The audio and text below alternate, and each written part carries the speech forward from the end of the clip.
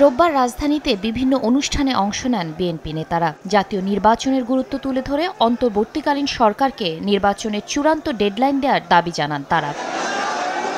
1-11 সরকারের বিরাজনীতিকরণের উপকরণ বর্তমানেও দৃশ্যমান মন্তব্য করে নেতারা বলেন, জাতীয় নির্বাচনের আগে স্থানীয় সরকার ভোট করবে না বিএনপি। গড়িমসি চলছে, এটা নিয়ে এক ধরনের অনিশ্চয়তা আছে, এটা নিয়ে এক ধরনের ধোঁয়াশা আছে।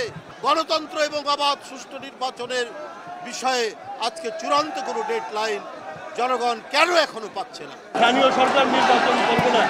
বাংলাদেশের ইতিহাস বলে এই ধরনের সরকার এসে কোনোদিনও স্থানীয় সরকার নির্বাচন করে নাই, জাতীয় নির্বাচন করেছে। এই সরকারকে জাতীয় নির্বাচন করতে হবে। ট্রানজিশন ঘটিয়ে একটি গণতান্ত্রিক পদ্ধতিতে বাংলাদেশকে রূপান্তরিত করবে এবং এটাই বাংলাদেশের 18 কোটি মানুষ চায়।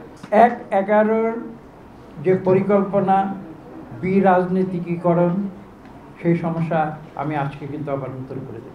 ঠাকুরগাঁয়ে জিয়া স্মৃতি ফুটবল টুর্নামেন্টের উদ্বোধন করে বিএনপি মহাসচিব মির্জা ফখরুল ইসলাম বলেন, গণতন্ত্রকে প্রাতিষ্ঠানিক রূপ দিতে নির্বাচনই একমাত্র পথ।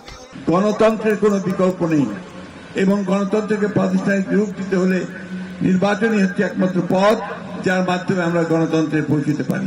আসুন আমরা সেই লক্ষ্যে আজকে আবার নতুন করে আমাদের আরেকটা সংগ্রাম শুরু করি।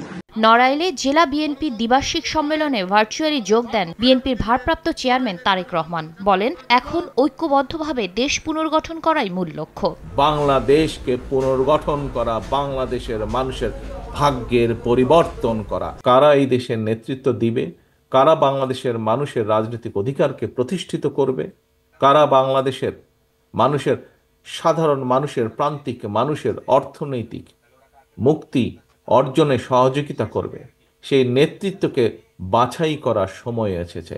এ সময় যে কোনো উপায়ে জনগণের আস্থা অর্জনে দলীয় নেতাকর্মীদের কাজ করার আহ্বান জানান বিএনপির ভারপ্রাপ্ত চেয়ারম্যান। এই দ্বিবার্ষিক